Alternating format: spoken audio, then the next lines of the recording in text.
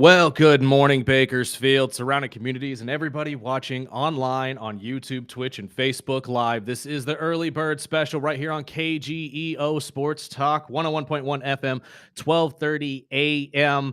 on this first for Tuesday. This is the 17th day of March. I'm Chris Burdick. That is Sparky. Sparky, good morning, my friend. Good morning. Let them know what they're in for. We'll talk a little sports. We'll talk a little wrestling. I'm going to give my dad a call a bit later and wish him a happy birthday. Yes. If he doesn't answer the phone, he's a busy man, Sparky. He's a busy man. He We'll raised see. you. I mean, come on now. You got to learn that from somebody. Plus, he's got my little brother and his 4 children living with him. So I'm sure he is awake. Yeah, well. Because all 4 kids are under the age of 8. So, yeah, their internal clock is everybody else's internal clock. Yes, so. And this segment is sponsored by Trojan. I told him to wrap it, but we'll get into some sports. We'll get into some March Madness stuff, some NFL news, plus the return of 24KG. Yes, we got to talk wrestling because I'm telling you, back I want to hear about shows. Disneyland. I do too. I obviously do too because I love Disneyland, but back-to-back shows from the WWE have built up some strong storylines here for the WrestleMania coming up. And the end of Raw, just okay. Look, I have my thoughts when it comes to this Roman Reigns CM Punk thing, and I like what I saw last night solely because it's showing a mental weakness in one of the competitors. We'll talk about that with our guy KG, but we have to start, obviously, with March Madness. Your first 4 will be kicking off tonight. You get UMBC first against Howard. I apologize. The 16 seeds. Winner of that will take on number 1 Michigan.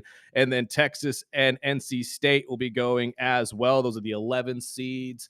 These are going to be 2 pretty interesting games. And I'm going to tell you right now, the 16 seed game is the one you really want to pay attention to.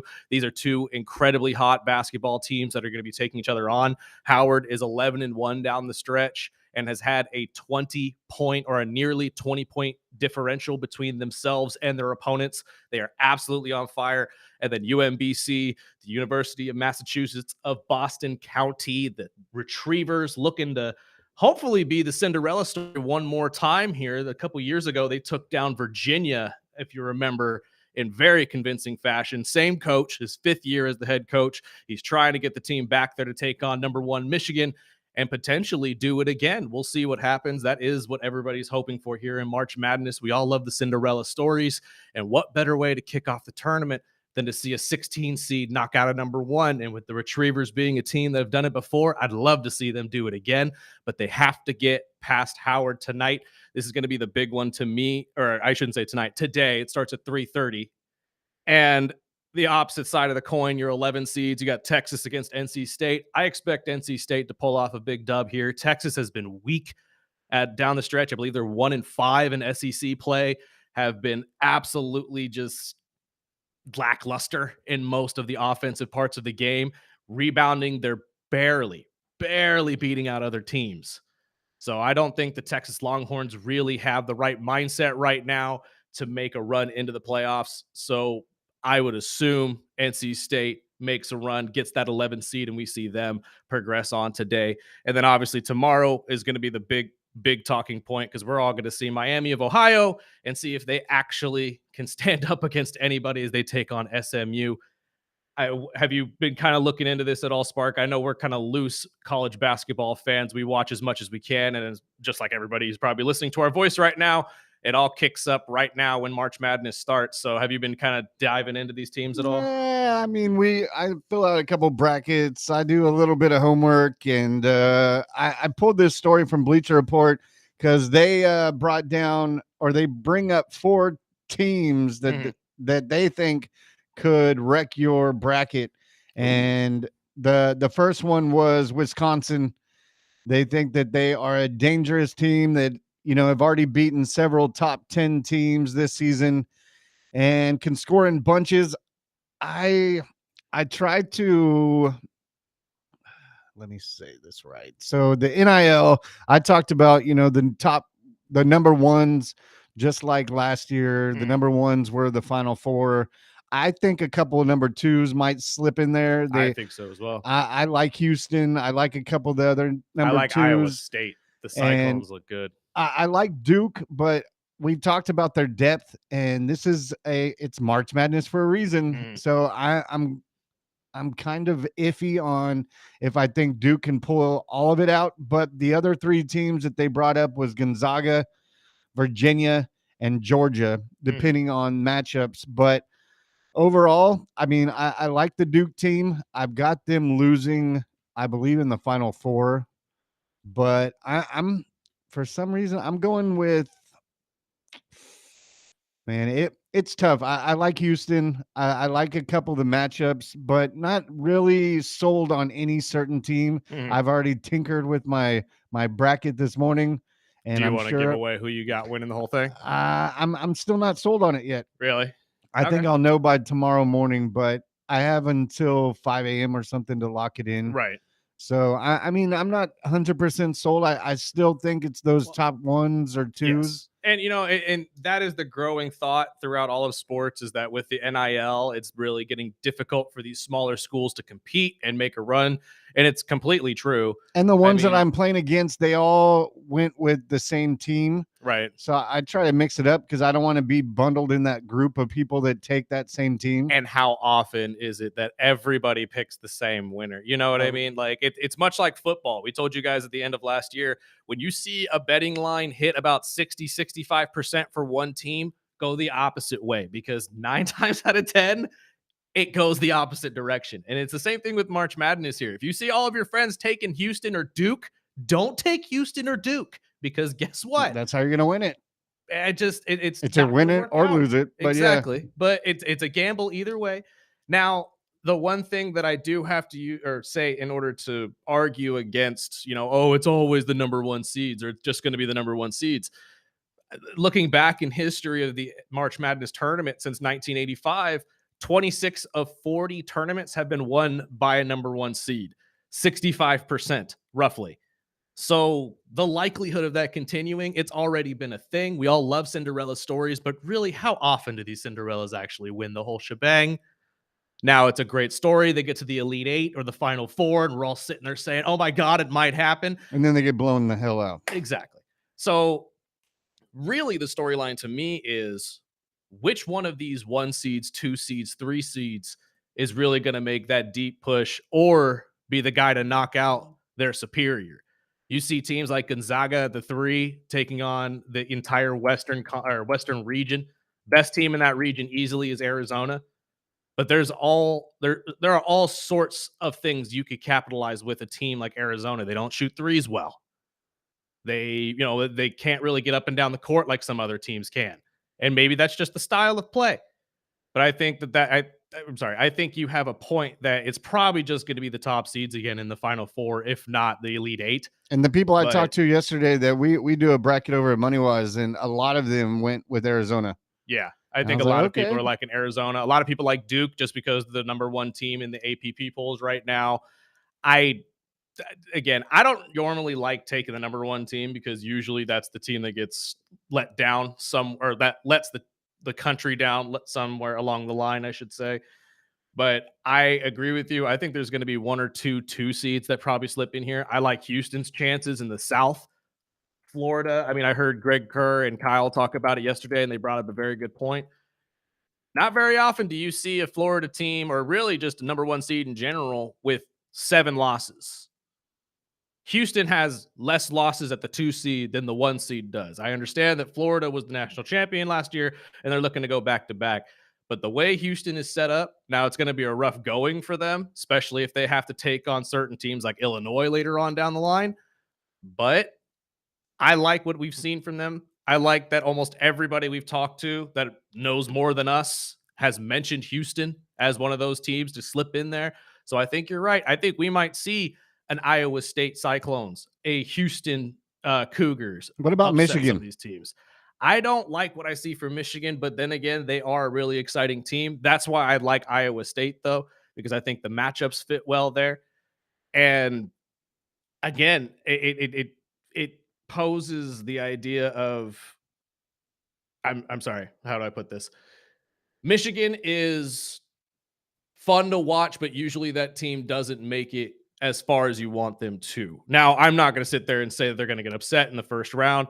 Would it be awesome to see someone like UMBC or Howard pull that off? Absolutely. But this team is incredibly talented. It's not like they're taking on somebody that's defensive minded. They know how to play offensive ball and they get there. And a lot of teams live and die by the three. Yes. And Michigan is not necessarily one of those teams, but they're smart, they're well coached, and they know how to get the open shot and the open three that's going to get them the lead and push further past the team that they're playing. That's the team. I have them circled. I have Houston circled. Obviously Duke. But I haven't been able to pick quite honestly yet. And I'm looking at the matchup, and you can overlook and just overanalyze. I know everybody's talking about Duke as well, but I think one team that you have to take a close look at in their bracket is St. John's, which they will be playing in the Elite Eight at some point if St. John's makes it that far.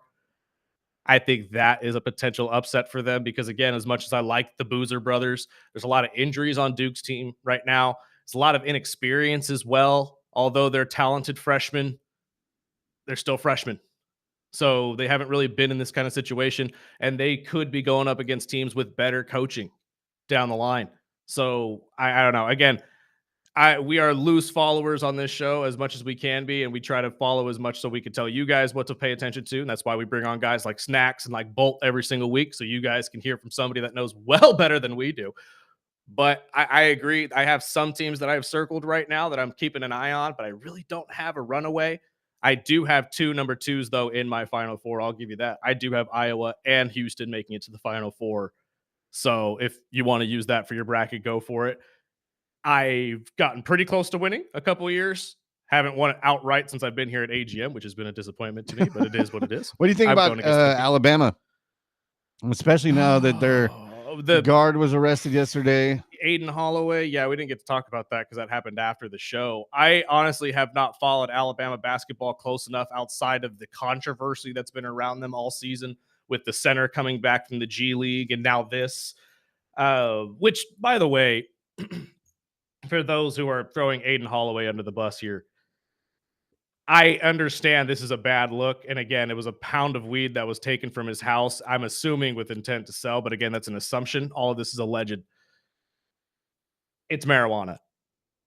Could have been way worse, in my opinion, but that's just me. But that's me being a pro marijuana person. I don't really get the anger behind that type of stuff. I can understand, like, a bag. Law, a bag here, a bag there, right? But a pound, here, like, yeah, like obviously, brother, you had intense with the pound and some cash, and that's what I'm saying. That's where I'm like, okay, you're in trouble. You can't be doing that. But there's always, I mean, my dad, we all grew up pro weed, so I don't have a problem with the weed part, right? But when you are, going up as a basketball star.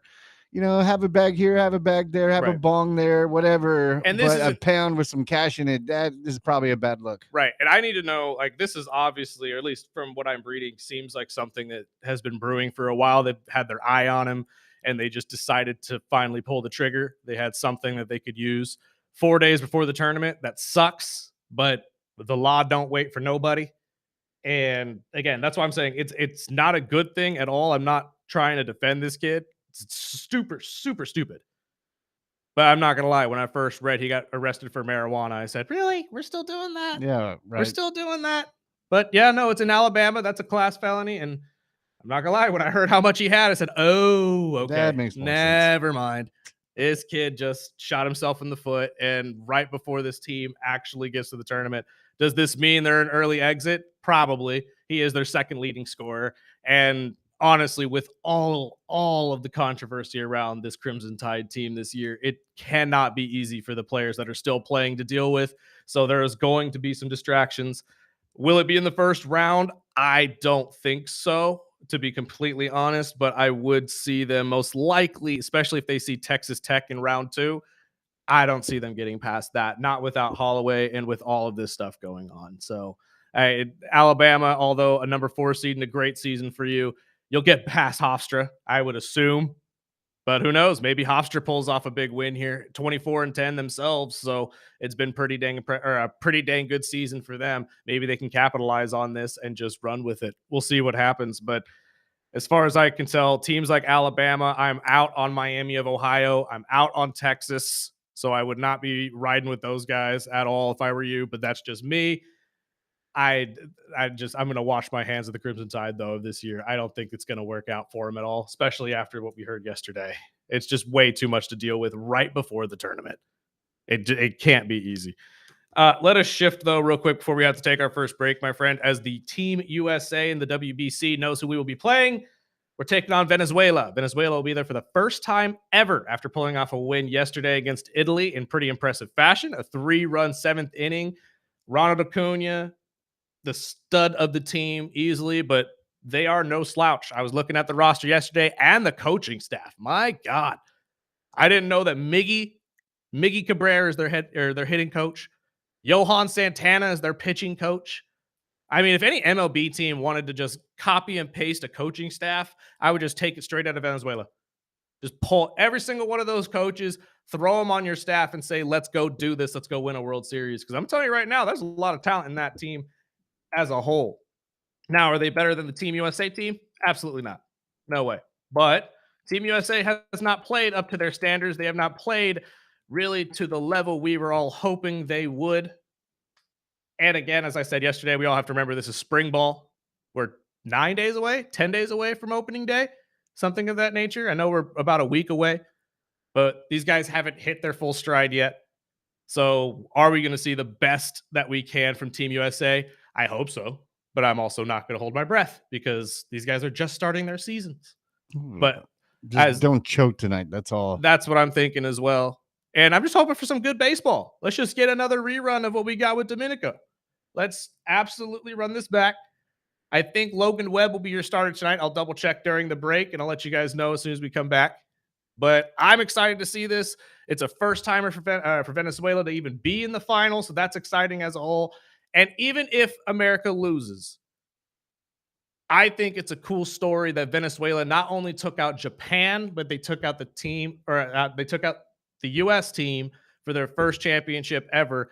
And like I said yesterday, it would kind of be a good thing for the World Baseball Classic because every time you look up in the rafters in Miami and all you see is DR, USA, Japan, Japan, USA, Japan, it's going to get kind of pointless for some of these other countries to actually build teams if they know it's just going to get down to the Dominican Republic, the US, or Japan. So maybe Venezuela coming out here and showing everybody they can play as well is a good thing for the World Baseball Classic. And I'm going to present the same question I presented to our guys yesterday from Major Laugh Mondays and to Sparky. I'm going to present it to you guys. Should we change the World Series to the World Baseball Classic, or I'm sorry, give the title per se to the World Baseball Classic and find a new title for the MLB Championship rather than the World Series? I know it's history. I know it's tradition. I'm not saying that it's a stupid thing to have. I'm just saying in general, I see a lot of arguments for this, and I kind of understand them. So I want to hear what you guys think as well. 661, I'm sorry, 842-2000. I almost gave out the Kern number.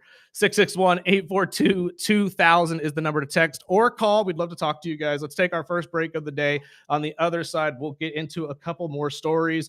Out of the world of baseball, Johan Rojas was denied his appeal for everything going on with the PED situation. I'll give you guys an update on that. And the Dodgers have announced who their opening day starter will be. Surprise, surprise, but we'll let you know who that is as well on the other side of the break. This is the Early Bird Special right here on KGEO Sports Talk.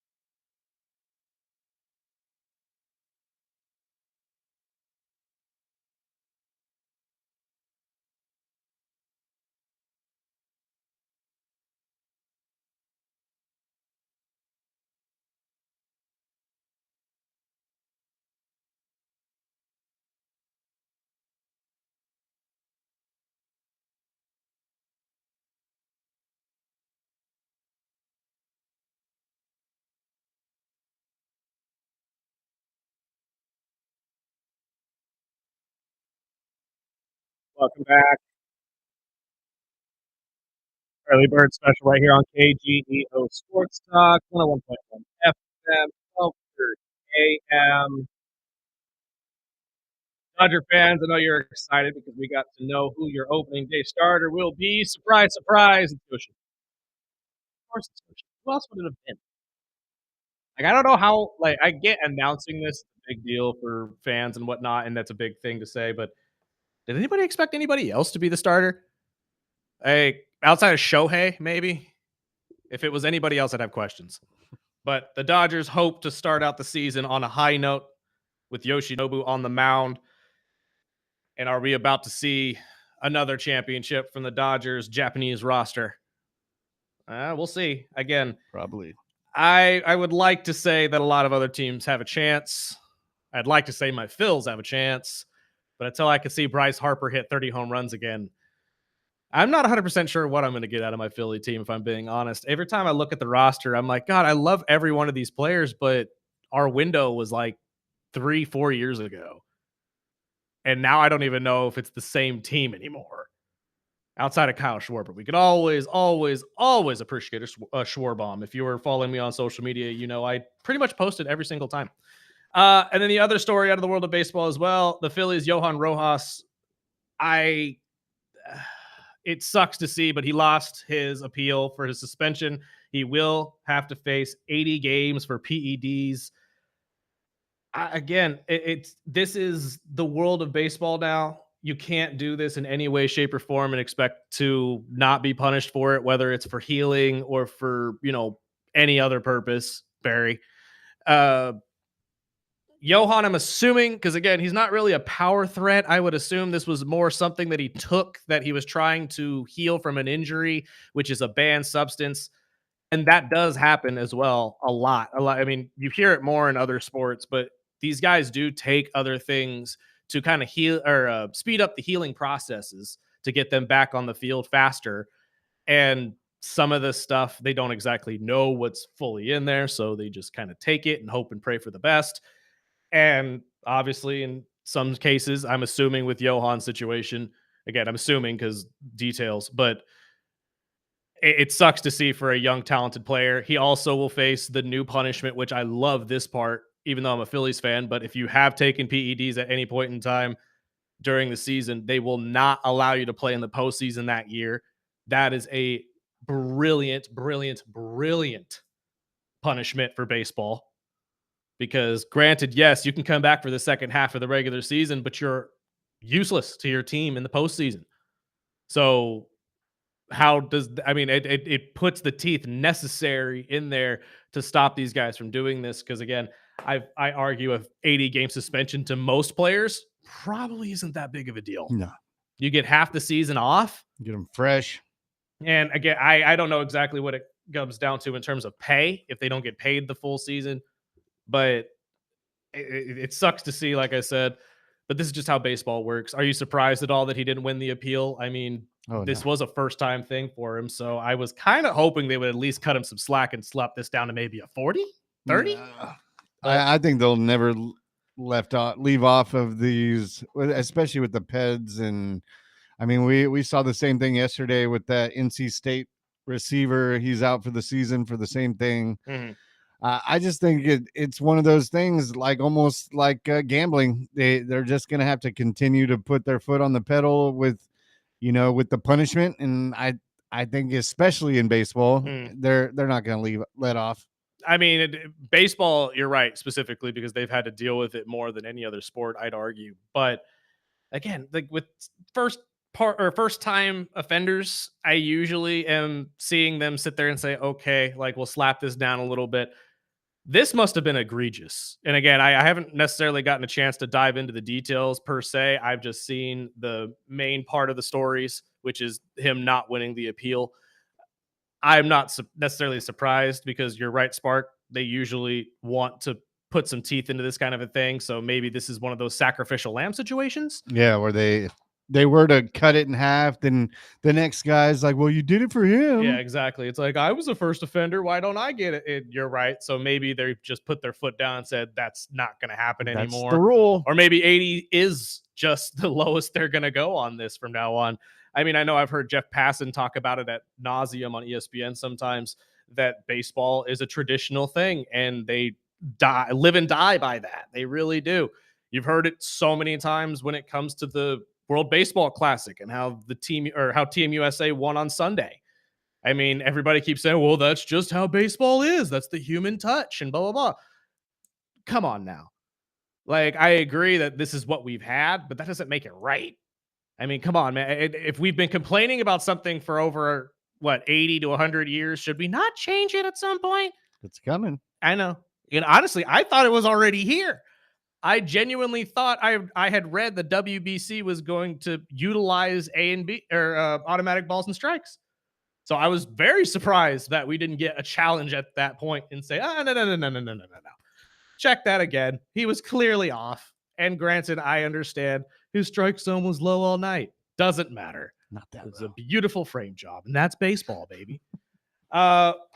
Let's shift over to the NBA, though, because I saw this story. I wanted to bounce it off you. But NBA owners are expected to make a vote this week to determine an expansion. We're finally getting the teams in Vegas, and Seattle's coming back. This is all a formality, says Shams Charania on ESPN. It really is just the vote to kind of see how everybody's feeling about the move.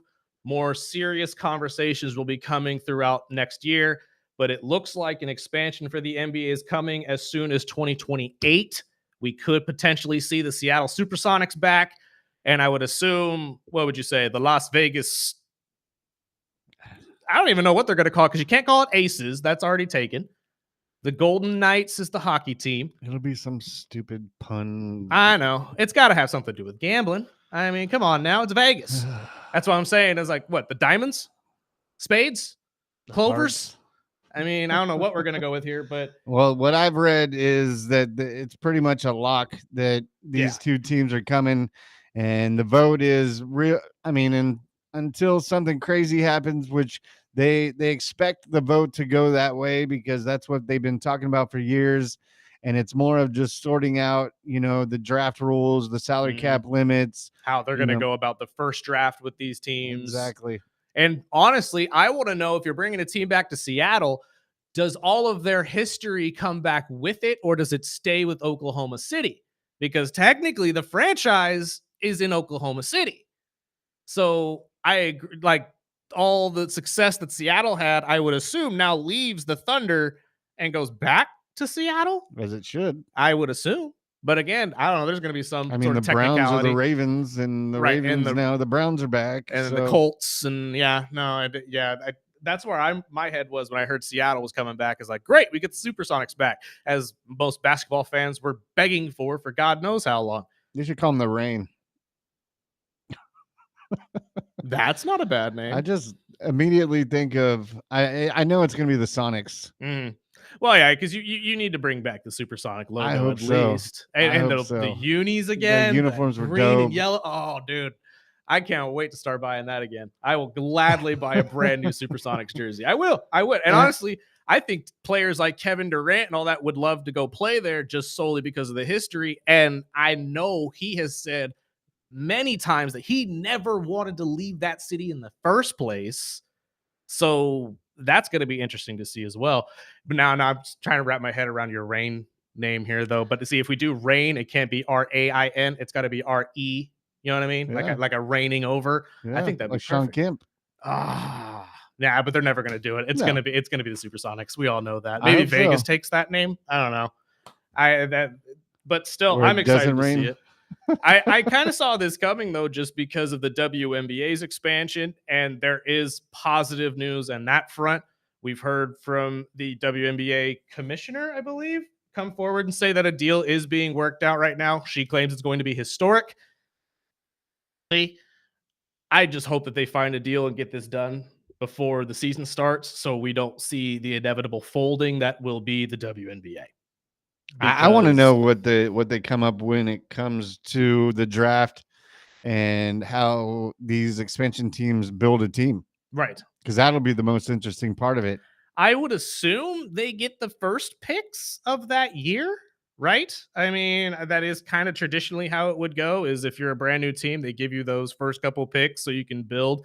And there is the expansion draft where play or teams will take certain players, throw them into a pool and allow those teams to pick from them.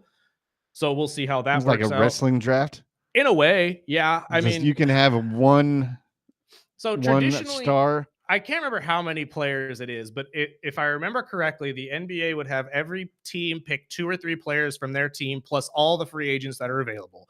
They'd all go into a pool, and then that's where those teams would pick their base of their roster. That'd be awesome. And they would kind of just pull them in. They would all play for those teams. And then when the draft comes around, those teams would get the first overall pick so they can pick, or first and second, mind you, so they can pick their new young star at the same time, and then they can get off and running. I don't know exactly if that's going to be the plan, but from what I remember things going, that's how it would go. That'd be interesting. I would. I mean, what happens to the teams that are tanking the year before? But I mean, even yeah. I mean, that'd be insane. Uh, And what kind of players will be free agents going into that year? It'll be crazy. yeah, and again, I'm excited just to see an expansion happen in general. Right. I think that the NBA needs that. We need to go back to those cities like Seattle that have such rich history in basketball. And they're bringing more money back to Vegas. They are. And I have to cycle around to what I've said, man. Vegas is starting to become the new central point of sports, at least on the West Coast. And I don't have a problem with it. I have no problem with it whatsoever. But again, how is that going to really change the city itself? Vegas has been dying. If you haven't been there in a couple years, it really has. Not a lot of people have the same amount of money to go out and just blow out in Vegas. So I'm not 100% sure exactly how this will change the city. I think it's going to make it a little more lively for sports fans, obviously, but it's also going to bring up even more questions, as we've brought up on this show a million times, when it comes to the hand in hand relationship between sports and sports betting. And how is this going to affect all of that? Well, that's what is really, kept Vegas on the map is the rising legalization of sports gambling, which I still don't understand why California is so scared to jump in that boat, because it is a money printing machine. Oh, absolutely. I just don't understand it. Hopefully, when we get our next governor, that will be something that they look into. But speaking of NBA and expansions and the legalities, now the WNBA on the other side supposedly have been getting making some progress after some marathon negotiations. I know it's they want to get a deal done before it starts cutting into their season. Yes. Do you think that's something that's going to happen, or do you think we're looking into a lockout? And that's the problem. I mean, I've heard many sports shows talk about this, including Stephen A. Smith, who I kind of agree with him on this. I'm on the women's side, the players' side, because I want all of them to get paid. But at the same time, it's like we've said on this show 100 times, if you don't have the money to pay them, where the hell are they going to get it from? Right. And I know the players are upset because the league is expanding rather than giving the money to the players. But again, I argue it just creates more opportunity for more players to get paid. Isn't that a good thing? And see, that's where I'm with the league. They see an opportunity to build. Right. I mean, I understand equal pay and, more 100%. money, this and that, but they're not making enough money right now to spread it within the players. Right. Let it build. That's my thing, is if you allow the league to expand to more cities, that means more chances for revenue, which means the league makes more money, which means that money would potentially go back to you. That's why I think with this CBA deal, you have to figure out a way to essentially put off what the players would be getting.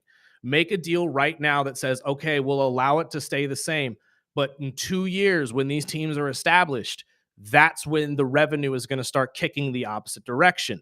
Then we're going to see more and more of the revenue go to the players. There's got to be a deal they can make that figures that part of it out, because if you don't have a season, that's the inevitable part that I was talking about, which is they're going to have to fold. If you don't figure out something by the time the season starts and they make no money, I mean, they've been losing money every year this league has been a thing. Imagine if they don't play at all. Yeah, no one's gonna win anything. Exactly. So where is the even ground? That's where I think these two sides have to figure this out. That's why I'm hoping that the commissioner is right and we have a deal worked out, or at least working out right now. They're going to find some way to make it work. But as it sits, I'm with Stephen A. Smith. I hope all the women get paid, but at the same time, you have to do this right, because if you don't, the league itself is in danger. And I don't think anybody really wants to see that. I really don't. But again, I understand both sides of the coin, much like you have said. Like, I could see the argument from both sides. I just can't bring myself to sit here and say, yeah, the league needs to pay the players right now. I can't see that being a logical option if you haven't made money in the league at all. Like, I just don't get where you think this money would be coming from. And the NBA is not exactly super successful right now. It's successful. It's obviously successful enough that it's expanding, but to ask them to front all of that again and essentially double what they're giving you, I don't think that's fair. I really don't. And still get all of the punishment of all these women, or all of these players, I should say, pointing the finger and saying, well, you guys don't support us. It's like, I think, because I have heard that for people who are saying, oh, they never said. No, they've said that. They've outwardly said that they're not getting the support they should be getting from certain athletes. We played clips from former WNBA players as Yes. well.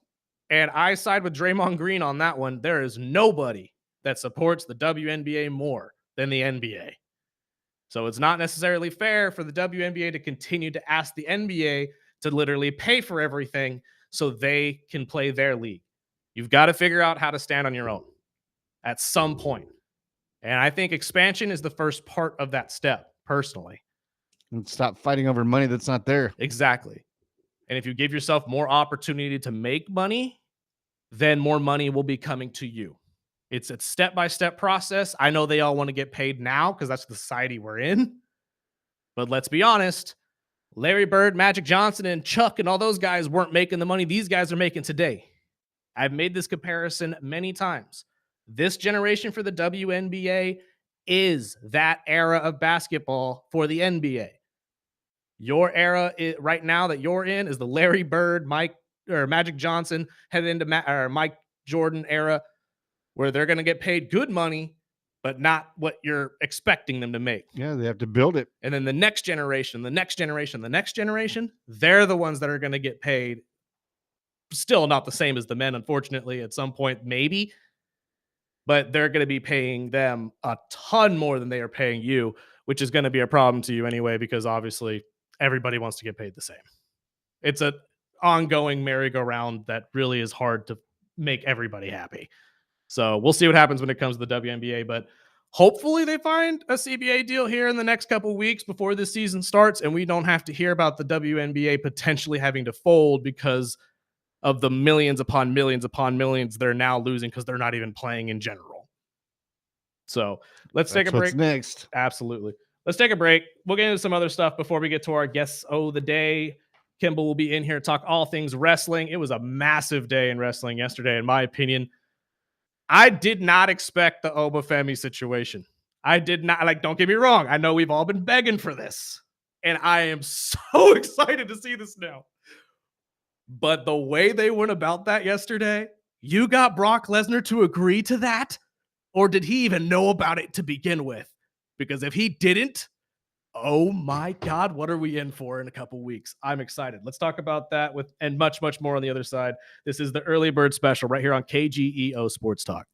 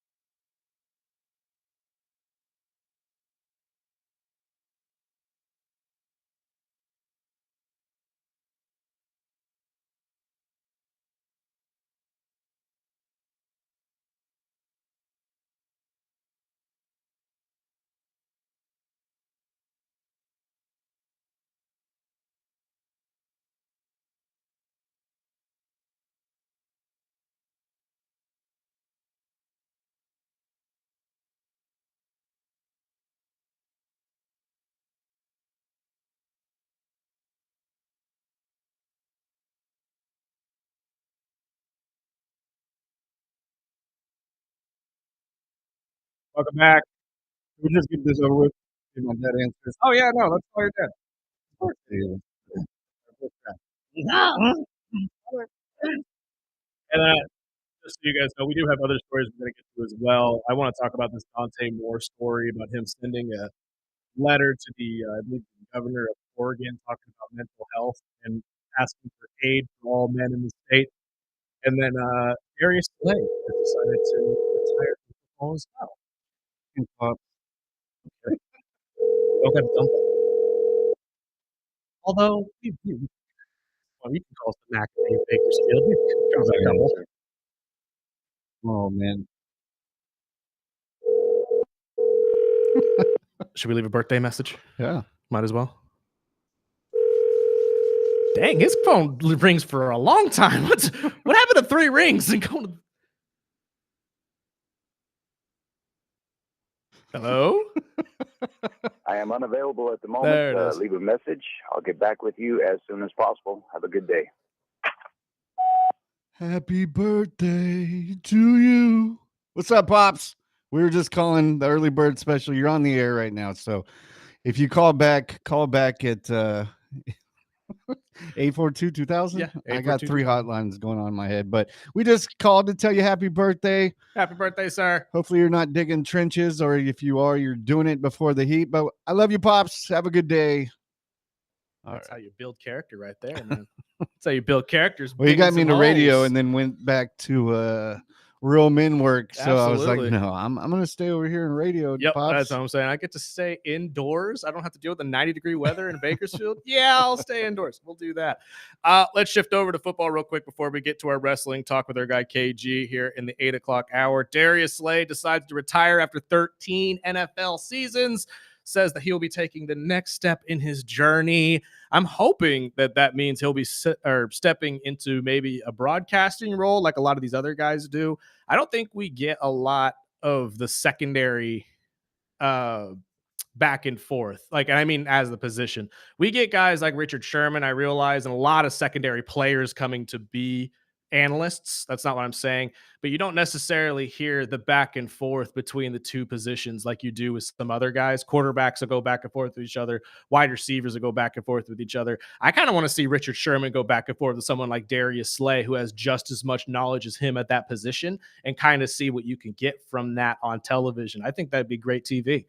But that's just my personal opinion. I would take it. I mean, he's got that character. Absolutely. The Niners bringing in another receiver, bringing in Christian Kirk, which I've never been a huge Christian Kirk guy, but he I had think that one big year in Jacksonville. But after that, really, yeah, but I think this could be a good system for him to really just fall back into. And God forbid, knocking on wood for you Niner fans out there, Mike Evans goes down with a hamstring injury. Just so you heard me say it and do it. But Christian would actually fill that spot pretty dang well. It'd be that possession receiver you would need when Mike needs some plays off. So this might work out for them, especially when the wide receiver room has been incredibly inconsistent. I like the move for the Niners. I just don't know, again, like we said about Mike Evans, is this the move that gets them back into the Super Bowl? Especially now that they have to deal with 2 Super Bowl champions back to back. I'm sorry, 2 times a year, I should say. I don't even know if they're back to back. I'm sure at some point during the season, they'll be going against the Rams in Seattle in back to back weeks. But I am just, I'm going to sit there and say that I love to say the Niners would be able to come back into that area, but it's tough. It's a tough NFC West right now. We'll see what happens. besides that, we didn't get to talk too much about it, but we saw the Jets trade, Justin Fields as we were wrapping up yesterday to Kansas City. Do you think this is, I mean, looking at the stats for the last 2 years for Fields, obviously it doesn't look bad, but I mean, he was underutilized. He was on the Jets for the first, I mean, come on, it's the Jets. But do you think the Chiefs have something that you think that Fields can just step in and play for maybe the first half of the season until Mahomes? I would think so. Or do you think it's going to be, we're going to run the ball and kind of let Fields do very limited types of things to keep us, in the mix? I think it's a combination of both. I think both things can be true in this situation. We have seen that I think Kansas City is going to be shifting to more of a run heavy offense with Patrick out. and they know that Justin has some of the athletic qualities that Patrick has, so you can kind of place him in there and have a Run similar the option. style Patrick can do. So this is definitely a placeholder situation, and I'm sure they're hoping it can be one of those Mac Jones kind of situations where he does so well that it's like, oh, he should be the starter, but we all know he's not actually going to be the starter. And this could revive Justin's career as well, who desperately needs this. And this is the perfect team to do it. You have Andy Reid and his incredible offense. Eric Bieniemy can sit there and help you understand everything you need to know about it.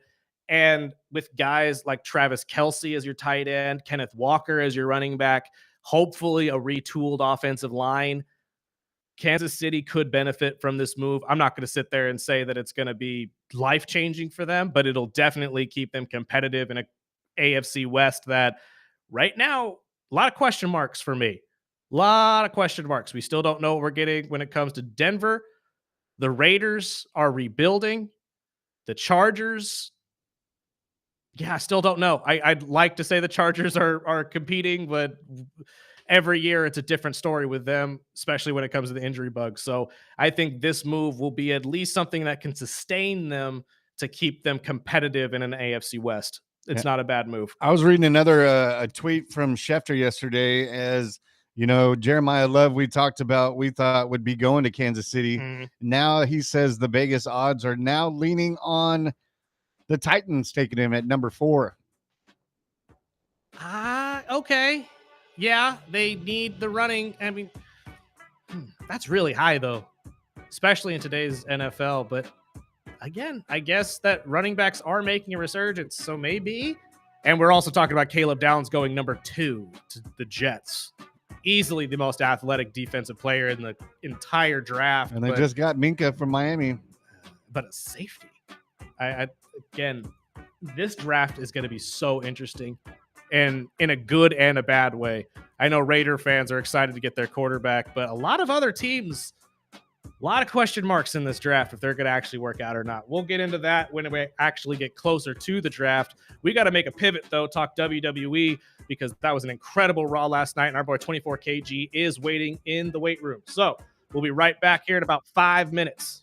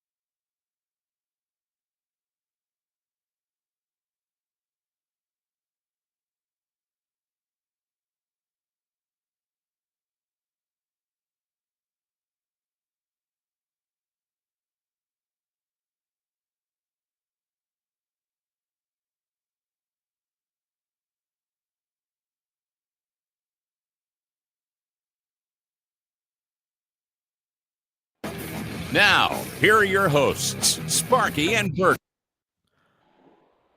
Welcome back. Early Bird Special right here on KGEO Sports Talk, 101.1 FM, 12:30 a.m. We'll get back to some football talk on the other side. We got some messages in the YouTube chat that we could talk about. But it's time to talk wrestling with our guy 24KG, who is freshly back from Disneyland. Man, Oh, yeah. all the pictures, you had me absolutely jealous, my friend. What the heck? First and Well, foremost, look, man, how was the trip? it was beautiful. Missed you guys. It was life changing. It was my first time going to Disneyland. I still got a crap ton of pictures. First time ever.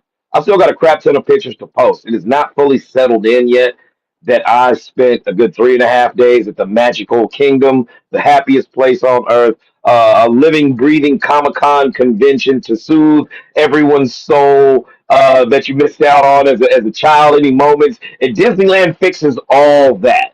Yes, it does. Takes care of all that. Sparky over there shaking his head, but I know there's something at Disneyland for you, my friend, that will take that little piece of that Grinch in your heart right there. And be like, anti-Disney. I used to be anti-Disney. It's okay. It's okay, bro. Not for me.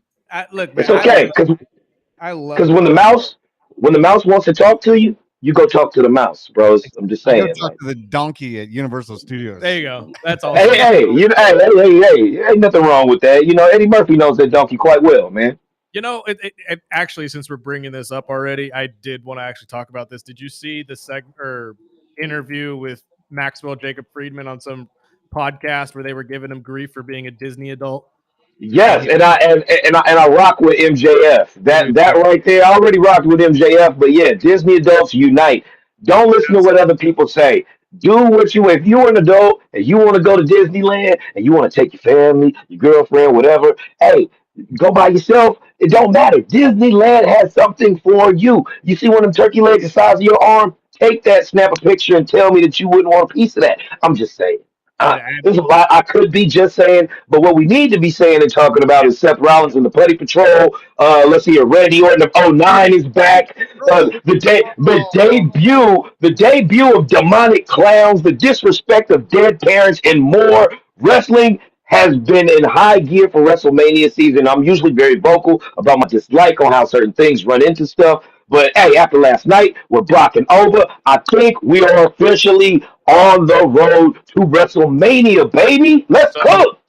So I'm glad to hear you're in a positive mindset. I'm glad to hear that we're back to the positives that we see in wrestling, and we'll get to everything we saw last night and much more. First and foremost, though, I have to address the elephant in the room. Writing has gotten better after Road Dogg left. Hey, we all see it. The internet's talking about it. Yes, you are correct, Chris. Is it the reason, though? Like, do you believe that I'm not going to say Road Dogg is the reason for the bad writing altogether, but why wait to have all of these stories kick off now after he leaves? Why? I think 3 weeks ago. It's just a matter of ring the alarm. Hey, shape up or ship out. I think people are aware that no one's, not irreplaceable, especially if you're Triple H's boy. Mm. If writing or creative in a certain aspect falls on you to really get it over and it's not you, we're not saying it's specifically just Road Dogg. No, but no way in I hell. think it kind of woke everybody else up. Like we're kind of lacking here. Our prices are astronomically crazy. There's a lot of displeasement with the product. What's the one thing we can do immediately right now that might get the fans back on our side? Hey, you know what? Let's actually give them what they've been clamoring for. Vince would do a little bit of that, but he'd always dupe you. And I see Triple H doing a little bit of the same. But overall, I think it's just TKO, corporate execs having that discussion after the panic mode situation we've seen talked about online that things just got to basically get in gear. And I've seen that with a lot unfortunately, of the panic with the WrestleMania ticket sales Mhm. and yes, claiming yes. 1.6% off tickets. I was like, I man, that still say, looks dude, like And, screaming for attention. if you bought and tickets though a couple months ago I'd when be they were full pissed. priced, I'd be absolutely livid right now. absolutely. And not just to mention that, you've got to look at how this lineup is developing, the WrestleMania card, the fact that they allowed the watch shows to recommence surrounding Las Vegas in the Allegiant Stadium area goes to show that they are paying attention, they are listening. So, another win for wrestling fans all the way around. And obviously, everybody got the match they wanted yesterday. It was been announced and in impressive fashion. But Obafemi and Brock Lesnar will take place this year at WrestleMania. Ooh, I Oh, can't believe they got Brock to agree to that. To get I can. absolutely just power bombed into the mat. And now me and Sparky were talking about this off air, but there's no way he agreed to the foot on the chest. yeah, I think that's where he There- drew the Actually, line. no, I believe he did because he did the same thing for Drew McIntyre. You can see if you go back and watch, he mouths something to Oba as like giving him instruction of like, hey, put your foot on my chest, point at the sign. He did the same thing for Drew McIntyre when they were feuding. If you go back and watch last night, he does say something to Oba. And why wouldn't Brock Lesnar put over or do a match with Oba Femi? We're not saying Oba's going to win, whatever. But Brock Lesnar's about the money, baby. Pay me, boy. Yeah, He that wants was to one of the get things I paid. brought up because we saw a story come out yesterday before Raw that was Brock saying, I never asked the WWE to push me over Mhm. or never lose a match, blah blah blah blah blah. But I think I think they're gonna stir this up where Oba gets him maybe another time or two, and I think Brock probably slaps him down to reality of okay, you're not the biggest baddest guy here on the roster. There will be some incidents on their way to Road to WrestleMania where I think they do clash and maybe Oba does get a reality check. But overall, in real life, Brock Lesnar's getting the big boy check. He's about getting that bread. So if let's just say because they categorize this as its own event as the Undertaker used to be in WrestleMania, how would that look out the gate? Brock loses his first match where he's out there proclaiming to be the new feature event of WrestleMania. And we don't know how much longer his contract is good for, how much longer this guy likes being on his farm, killing cattle and larger animals that he can slaughter with his bare hands. He's a country guy. He likes isolation. He only shows up to work and leaves. So the times that we're going to see him build this match, I doubt we'll get 2 or 3 matches, but maybe just a couple of incidents where they encounter each other, a build up, and it blows off at WrestleMania is just fine with me with these 2 behemoths beating the crap out of each other. Mhm. This is what's got me really juiced for WrestleMania. They're doing it right when you have a feature match like this, and the card that they're building entirely, not just around it on night one, but night two. I think this, like we said it a while back, this could either be a sleeper WrestleMania, which just blows up in a good way, or we sleep on it and we just wake up and say, that was WrestleMania. But I think it's the latter. I think we're looking for a WrestleMania that's bound to cook. I think so too. And with the matches that we already have brewing, I mean, the other part of this too, though, that we have to get to, how does Seth sit into all of this? Because the way he was presenting himself, the demeanor he had, yes, he sent what we've been calling the Foot Clan, what you called the Putty Patrol, which again, Yeah, yeah, that, same thing. I Is there a alliance brewing here between Seth and Oba? Do you think that there's a partnership, or do you think that Oba just came out on his own and harnessed his chance to take out Brock Lesnar at that time? I think honestly, a little bit of both. We could be led to believe. We could be led to believe how it looked on television. Hey, maybe these guys are cooking together. But I feel like Seth Rollins' little army of masked men is about to backfire on him because who's to say we don't know what the status is with Braun Breaker. But with all these guys coming to the ring surrounding Seth, I feel like one of these guys could be Braun Breaker when he's ready to return and sneak up on Seth, smack the crap out of him, and there's your match. Because right now, Seth Rollins, we don't know technically if he's cleared for real life. They say I don't think he would be in the ring if he wasn't cleared doing even minimalist activity. But they say he's technically not cleared for storyline. We know Braun Breaker isn't cleared at all, but there's been no mention of him in the last 4 weeks, really, with updates. They were giving us updates at first, so I would hope that he's close to coming back so we could get some kind of match with that, especially with Seth proclaiming that he's going to destroy the Vision, which just leads to a great athletic showdown between two stallions and, one apexing and one approaching his prime with Braun and Seth. So it's great. It's great. What we could potentially have. We're not for sure. It's not set in stone. It's not advertised. We're just spitballing here and see what sticks to the wall. What do you think the likelihood is that they make this a tag match? That's going to be Seth and Oba against Brock and Braun. Oh, I'd say 7%, but it's a very low percentage of that happening. But you never know. They pivot on a dime all the time, and we could see it. It's something that could be safe for both of these guys. Seth returning from injury. You don't want to damage Oba's brand. You don't want to damage Brock's legacy. You don't want to hurt Breaker. It could work. And honestly, that would be chaos glorified in a sense of the matter because it would give people something that you wouldn't be able to take your eyes off of the screen. And it would allow the guys to rest, get big moves off, pop the crowd, go back, have a brew, and say, "Hey, high five, we did that." That would be a great visual, great match setup. Possibility of it happening, very low, but I like what you're thinking, man. You're cooking over there. You're cooking. Just saying, because especially if you have Braun and Seth coming back off of injuries, it would make sense that you give them both essentially the main card or the main attraction of the entire first day, which would be Oba and Brock, and you allow them to finish their story at the same time while not having to go through a whole 15-minute match right out of their injuries.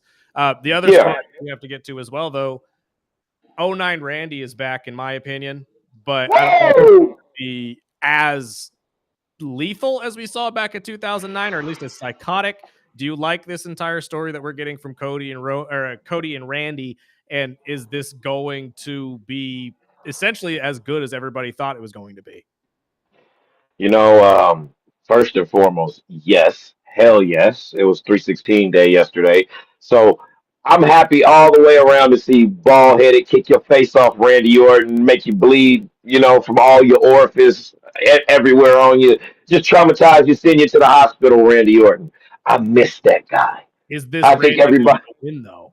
Are we going to see Cody quickly turn around and give this belt to Randy? This would be the perfect time to. Why not hot potato that belt right now with some real good people? Because we didn't see the Drew McIntyre title change coming. And that, obviously, when it did come around, we were like, if Cody wins, I think this is going to set up Randy Orton's 15th. So why not? Let's go ahead and give Randy his flowers. He's got 3 fused discs in his back. He doesn't have much time left, man. And he's in an incredible shape. He looks like he could go another 10 years, but we all know that's not the case. Example, AJ Styles. You look phenomenal, but how you're feeling is the most important thing in this business. And I think our vets nowadays are a lot smarter than just going until their knees have no cartilage anymore. Right. So I think, honestly, what I think doesn't matter, what I feel doesn't matter. What they've got booked is what's going to go down. But this would be the perfect time to take the belt off because Cody's always better when he chases. And this could be the potential that we see for a double turn. We can see Randy really go to a place that we've all missed. He's so close to getting this momentous, thing, and then Cody just snaps. He finally becomes what he says he doesn't want to be, and whatever. He just says "F the fans" and kicks Randy in the jewels, keeps the title, does it in nefarious means, and they run it back at the next pay-per-view. Or not. We could just see it happen right there. So I think really this is a good time to take the title off of Cody, put it on Randy. If not, extend the feud. Whatever juice is in this, WWE will drain it to the pulp. And obviously, we have to figure out who the heck Randy was on the phone with last night. And Oh, yeah. I'm assuming this is going to be some sort of cerebral play that he's going to, tie into the match at some point. First couple names that popped up to my head, Dusty. Or I'm sorry, not Dustin, not Dusty. Dustin, his older brother, maybe making an appearance. I know he hasn't been on AEW as much as he usually is. Gold. I think you get a good pop out of a Gold Dust return at WrestleMania, especially if he just ran up on Goldust somewhere and beat him up and crippled him, that's even better. Randy likes going to people's houses and fighting them in the house. Yes, he does. Yes, he does. So many times. But the other name, and again, I know I keep bringing this guy's name up, and it's annoying me that we still haven't seen him yet. But this is finally an alley, or at least an avenue, in which you can tie him into a story.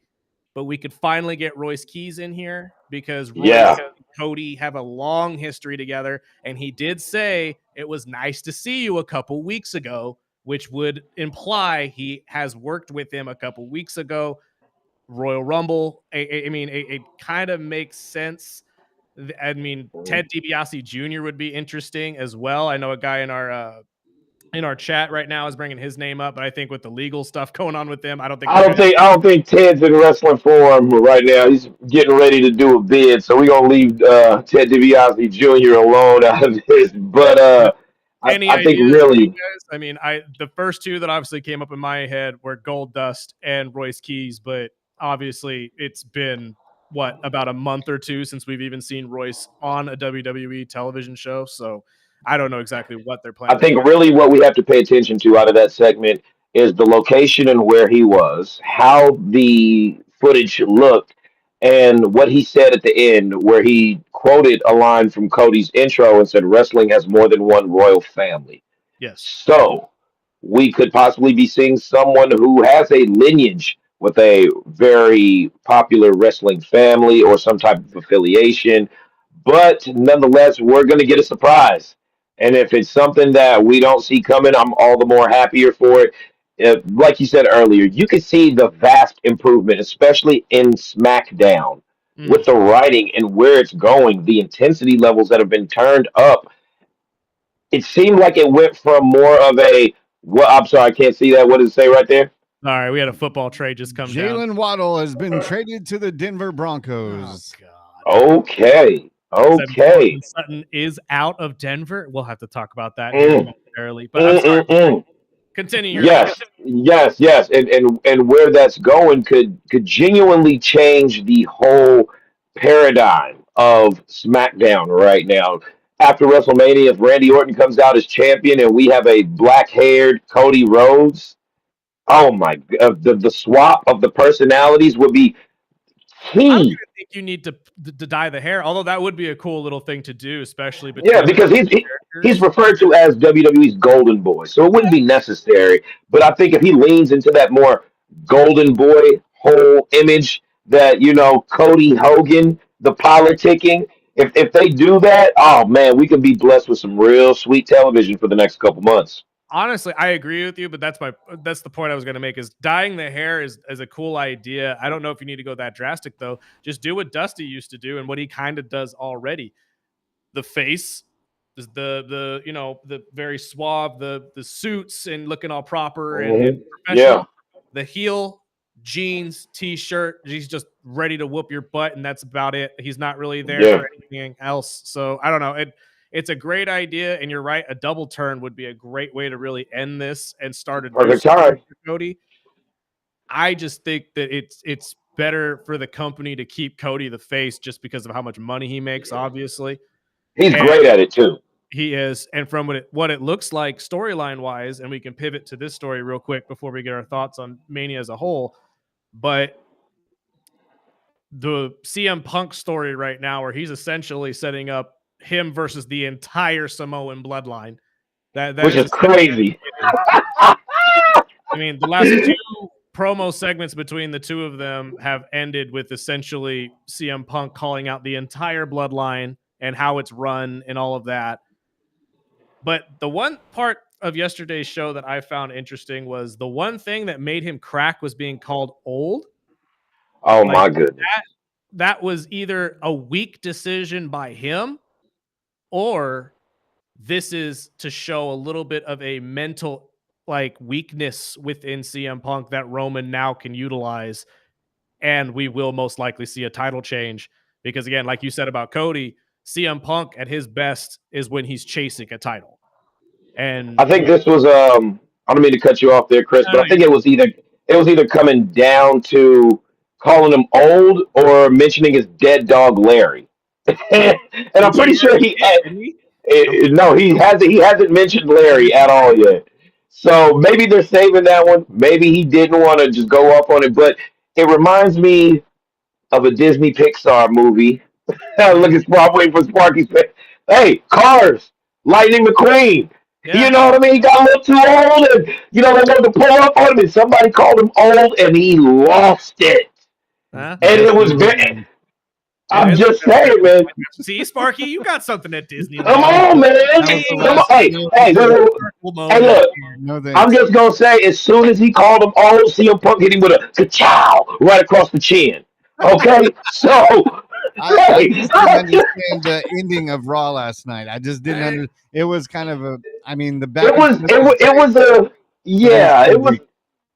supposed to. I get it. I get the feel of the chaos and Roman Reigns like, I've got in your head. You see, he talks all that stuff, and as soon as he don't, I get it. That's Roman's thing to antagonize, and I think it's weird to see for most people someone do that to CM Punk because he is one of the best verbal jousters on the company just roster right there. Just overall in wrestling, any company you put him in, CM Punk is gonna cook with a mic in his hand. But Roman pointed something out. He's like, "You're embarrassing us. You are making that title look like an embarrassment because you're old and bro. Oh my god!"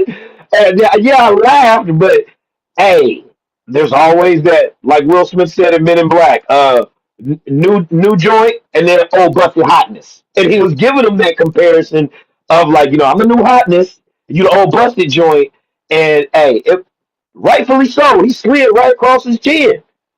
So that's the perfect setup. Hey, if you're going to talk about somebody's dead parents and get the whole family attacking you week after week, everybody want to get their apology, you might as well take it a step further and just disrespect somebody's ability to perform by calling them old, which was in this day and age with all the hip stuff and slang changes and 6'7" and everything else that's going on.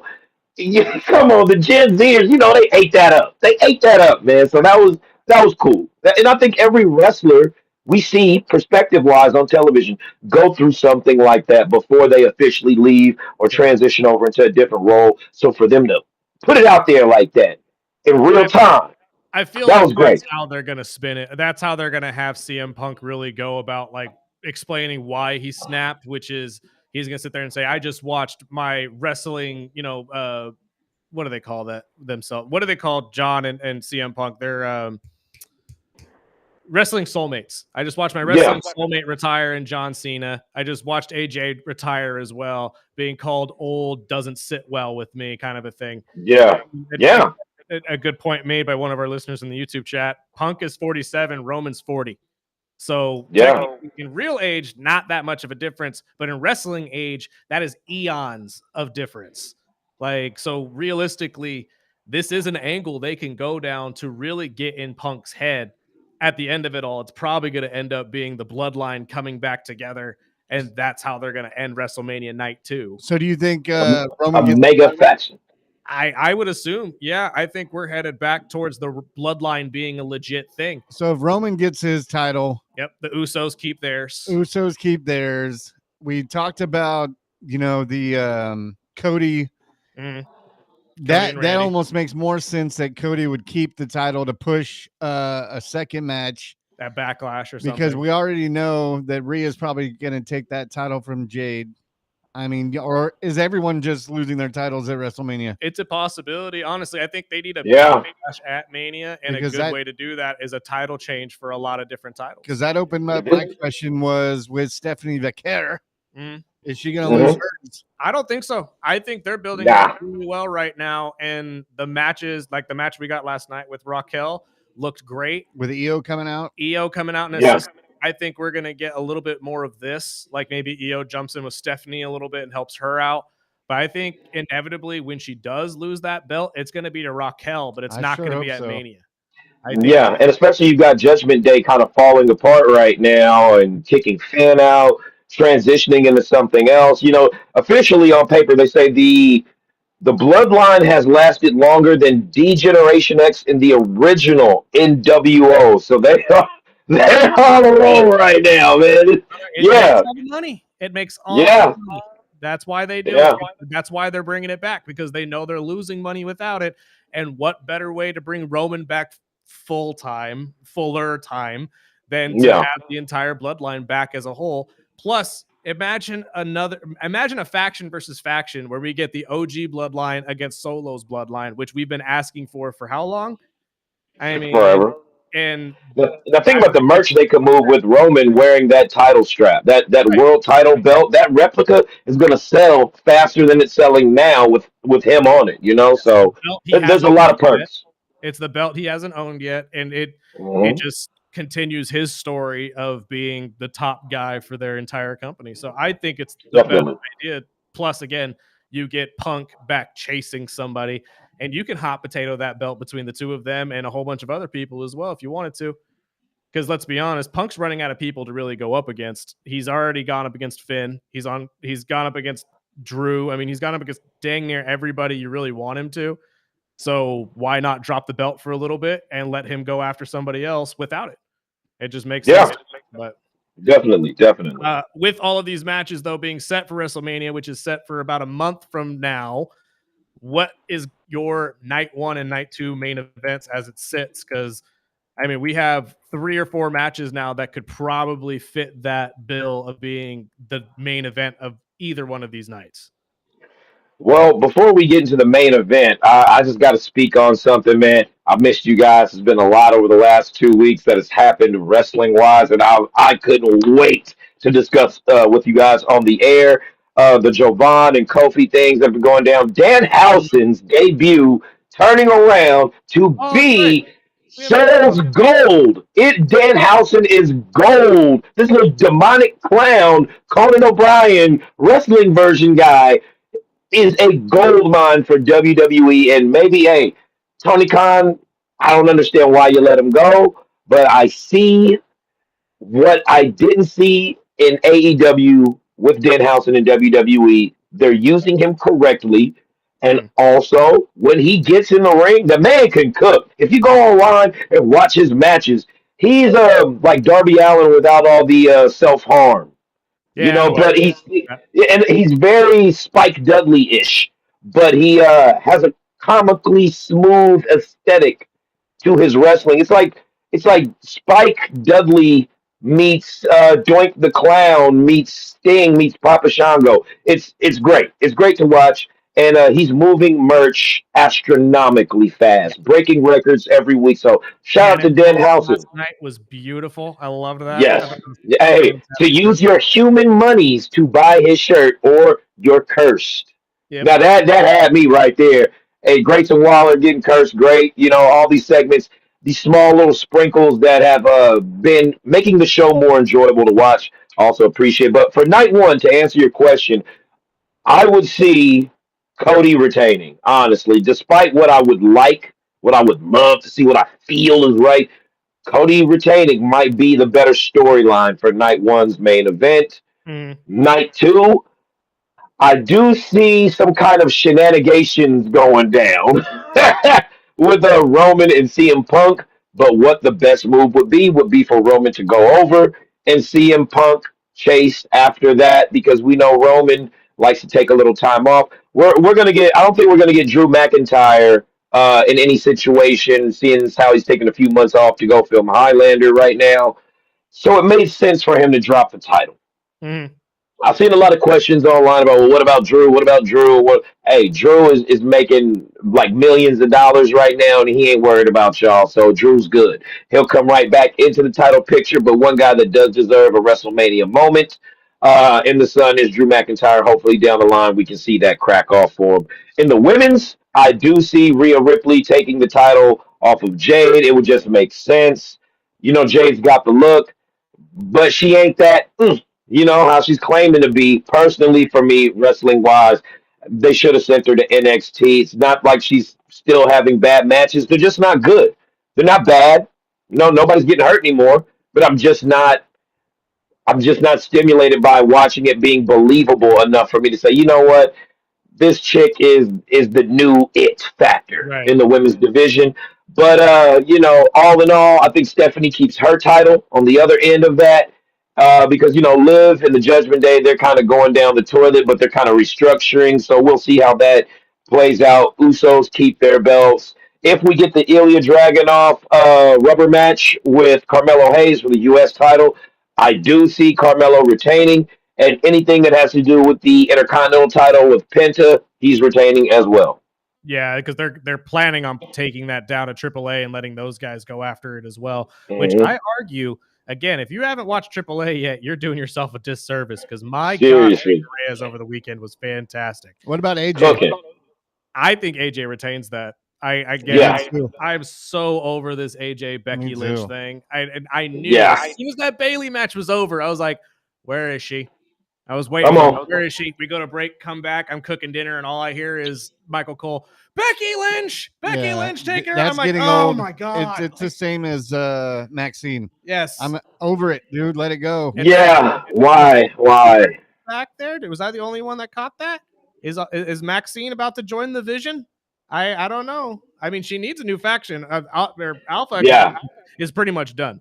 Like when they Yeah. changed her walkout music, I was like, oh, Alpha Academy's out of Yeah. here. They're done. And with this new intensity that she's been showing, it would fit perfectly to be a, you know, disgruntled, aggressive, pissed off version of Maxine because you know, the way they keep jobbing her to Natalia, we get it. You guys are mentor and mentee.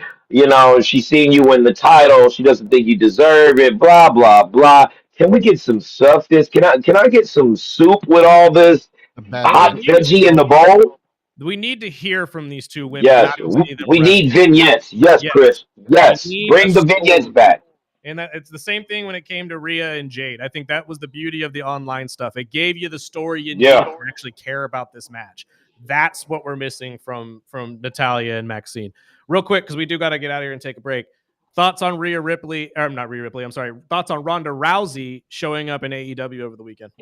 Overrated, trash, hot garbage, sewer water. I will never get you to actually say anything. I can good about I AEW. can keep going. No. AEW cooked. Hey, the way MJF stuck a syringe through Hangman's mouth, all that crazy stuff they be doing, great. Hey, they have great matches. But you asked me, couple words, how I felt about her doing that stupid point and then doing that stupid look and just looking stupid, knowing you got a match on Netflix coming up. Hey, that's great, cool. No disrespect to her ability to perform, but isn't this a little too late for Yeah. Ronda Rousey to be fighting Gina Carano? Neither one of them need the money. I think it's just something to prove a card that Jake Paul put together as being a booker now. You know, he can't fight anymore, allegedly. You know what I mean? For a while, if not indefinitely. He's got to wait a year. Apparently, he's not going to be Yeah. coming back until the end of this year or early next year. Something like that. So, you know, after, you know, crapping your shorts after getting your jaw broken on national TV, I think I would, you know, sit back a little bit in the cut and make some Don King moves as well and get some money. You know what I'm saying? But nonetheless, after Ronda Rousey's complete trashing of the business, her verbal disrespect towards professional wrestling and the wrestlers, people who have worked with her, kept her safe, put her over, for her just to be so just so much vitriol in her words about wrestling over the years. I'm sorry. You've kind of lost my trust. as a viewer, which I know she don't care about. She don't care about this. She don't care about what we say, what we do, in our opinions, and that also, and I think is not a work. It's something that she really gets off on by disrespecting the sport of professional wrestling because she's seen it as a cash grab, and it was a lot harder when she got into it than she realized. I agree with that. I don't think it's going to be as big of a deal as AEW thinks it's going to be, although it will It's not. bolster their women's division because Tony Storm really Yeah, has nobody to wrestle down there at this point yeah, because you're not giving her Harley Cameron. You're not giving her any of the good wrestlers like Chris Statlander. So why even conversate about it? But the yeah. one thing that I brought up yesterday that I thought was really weird was the fact that she was wearing a Roddy Piper jacket. It's like you're wearing WWE merch at an AEW event. And nobody cleared that.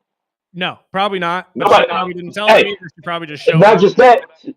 Somebody probably told her, "Hey, you can't wear that." On, hey, she likes to do what she wants. Right. She doesn't care about broadcast trademarks, none of that.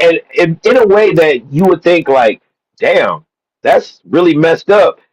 But in her perspective, her camp, her people, oh, that's so cool, so edgy. You did it. No, you are copyright infringing on this intellectual property with this logo and this style, and now you've got to pay somebody else. Oh, guess who that somebody else is? Your previous employers who you were trashing.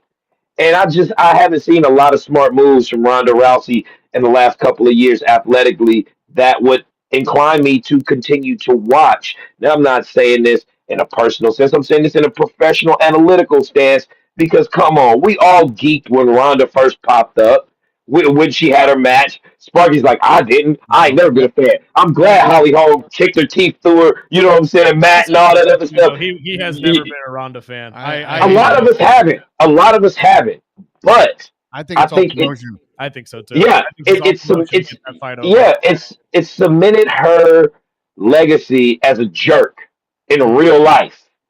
And once that was not just something on TV that they were trying to portray, like when you know somebody's a jerk in real life, you're like, I don't even want to approach them if I see them in the street on a meet and greet. This person could come up here and be like, hey, I'm signing a bunch of boxing gloves and da da da da da. You're like, I'll pass. Yeah. I'll Yeah. Last pass. week it was she took a shot at the UFC. This Yep. week it's Yeah. AEW. You know, I just think it's a money grab. And then yesterday they announced Nate Diaz is Yep. now on the I was card. just So about I'm to like, bring that up after okay, the break. And they're Yeah. pushing. I They're would I, pushing I would hard. rather listen to Shane Strickland insults than Ronda Rousey cut a promo on anything. oh, On she anything because it's not the same. Shane Strickland, he can go up there and talk crap about so many offensive things, and you be like, ha, ha, ha, yeah, oh yeah. Ronda Rousey says the sky's blue today. You be like, death to her. Your personality is crap. You are You know, yeah, you are cursed. You know, that's just the way she comes off. She comes off like that. That's just the way it is. I'm sorry, folks. You And know. she showed up on AEW just solely because Dana shooed her away with her Gina Carano fight and all of that and said, no, Yeah. we can't do that. And I get that part of it, but could you imagine if TKO would have said yes to this?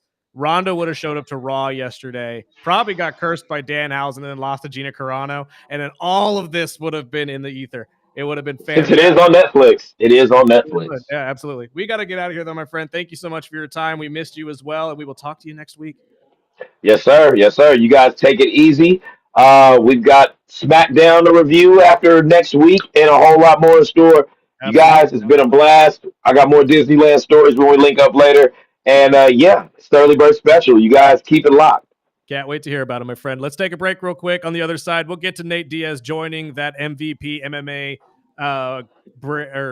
card, I should say, and much, much more. This is the early bird special right here on KGEO Sports Talk.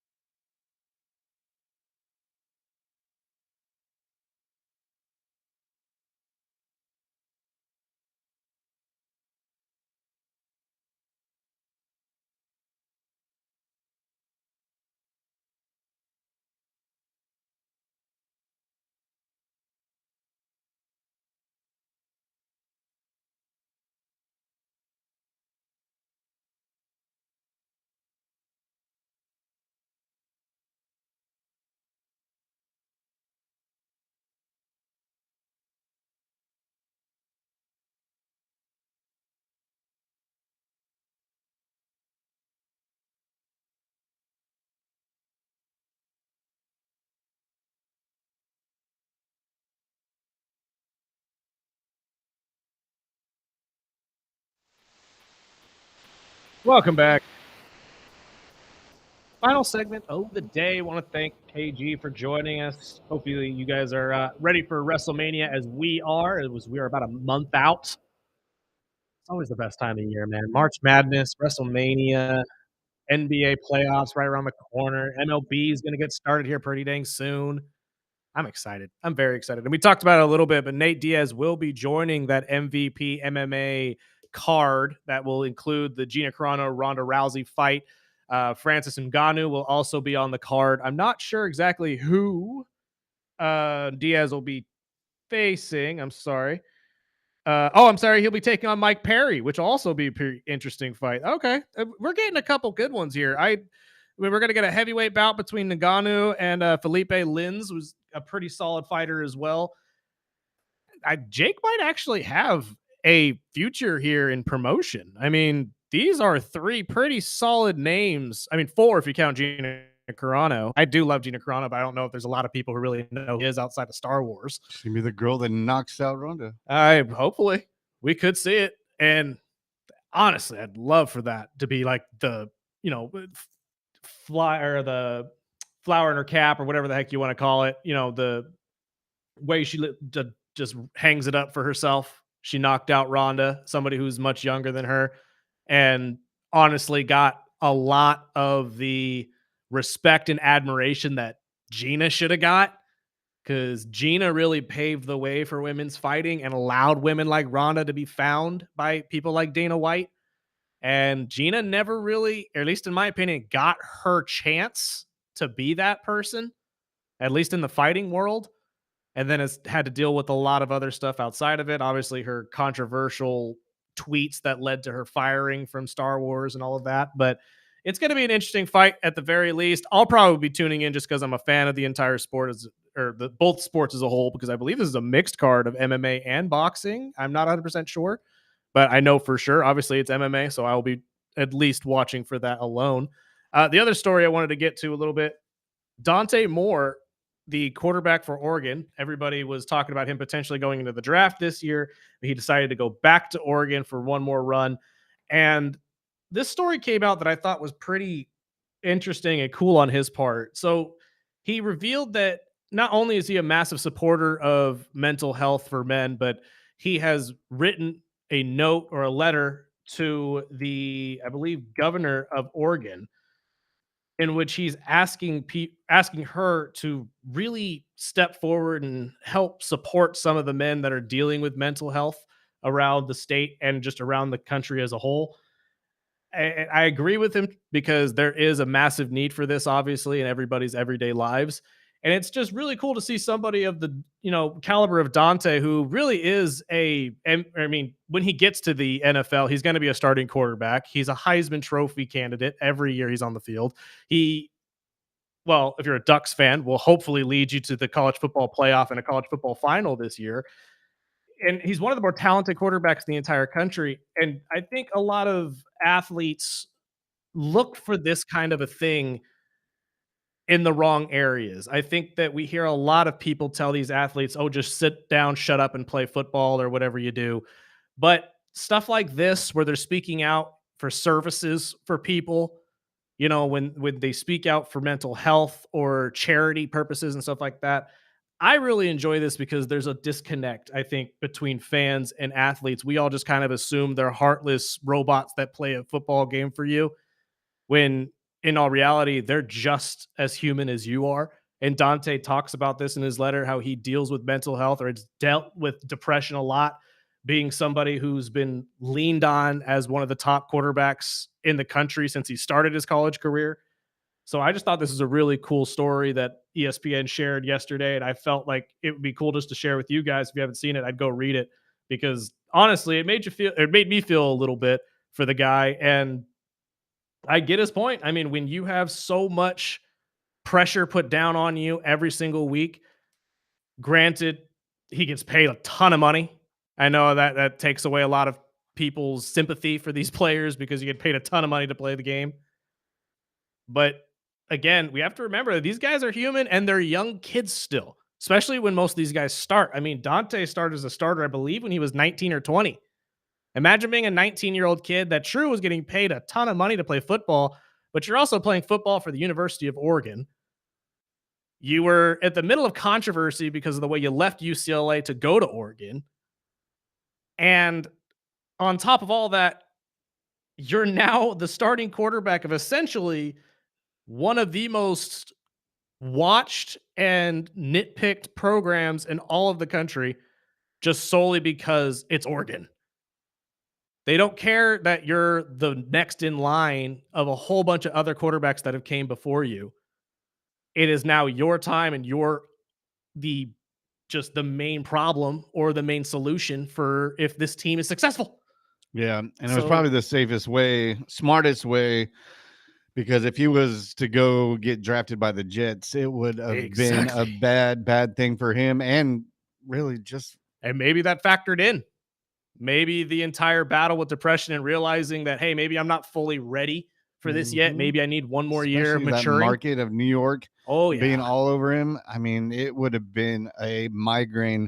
But keeping it into some football, we talked about it a little bit when it broke, but it is official. The Dolphins have traded wide receiver Jalen Waddle to the Denver Broncos. They're trading Waddle and a 4th round draft pick this year for a 1st, 3rd, and a 4th rounder, all in this draft.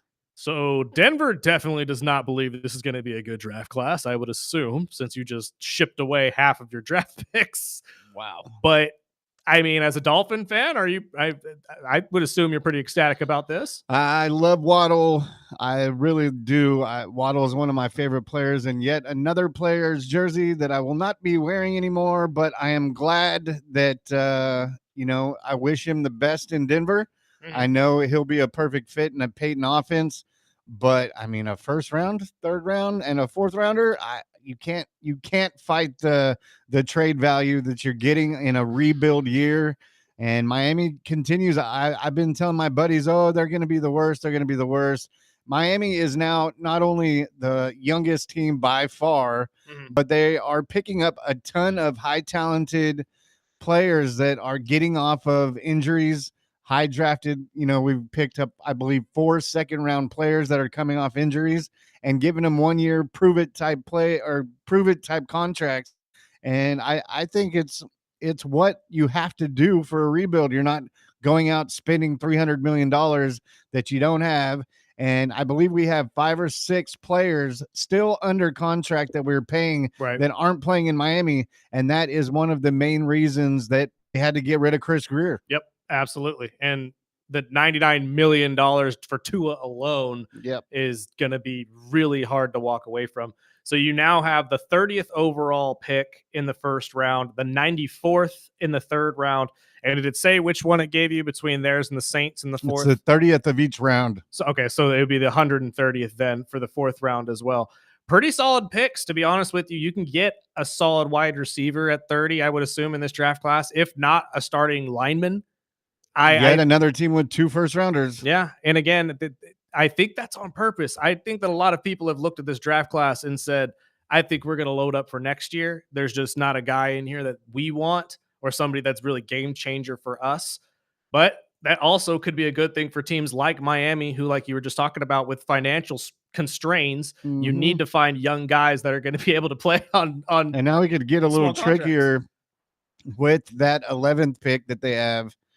And okay, well, maybe we can, go out and get a weapon, a bigger offensive weapon, or even a defensive guy. I know there's a lot of good corners. Yes. And I'll be surprised if they maybe trade one of those picks and get somebody else, or trade back for next year's draft. But now, I mean, I've liked what so far that this new GM and coach have done with, one, making the team younger and quicker, because a lot of these players, whether it was Tutu Atwell or whatever, they're quick players. And I'm just okay. Waddle, I that one hurt more than the Tyreek one, I will say, but I understand, when you're overpaying for a lot of players and you're not in a position to be overpaying players to win. We're not in a winning situation right now. We're in a rebuild. So I wish him the best. And now I have a reason to root for the Denver Broncos on one side of the field. Well, and obviously this also comes or the other question that I have to pose is what is the wide receiver room going to look like for you guys next season? I mean, I know you've already said Tutu Atwell's coming in. I know Tolbert's there. Debo's been on the conversation. I know they've talked to Debo and David Njoku as a Right. tight end. We'll see. Maybe they go young. I would also throw out the name, though, if they are serious about shipping him, why not go after an A.J. Brown? Grab a wide receiver that, again, it's going to be a year probably until he gets a quarterback that he can mesh with. But once you finally get that rookie, you get him a well-established star wide receiver on a solid contract. I think that AJ would probably be happy in Miami. I just don't need another receiver with drama. I get that. Him. I totally understand that, but I'm saying that it's the wide receiver position, so that's kind of hard to come by in general. Thanks. Maybe they get some young guys out of this draft. I know it's wide receiver heavy. It is. If I had to say anything, I think this draft is going to be very good to the secondary and wide receiver positions. But again, we'll talk about that and much more tomorrow. Thank you guys for joining us today. So much to talk about. I apologize. I know we didn't get to everything, but we'll hopefully be able to get to everything tomorrow. And the return of Wild Thing Wednesday and Ryan Holt. So until then, Sparky, let's get out of here.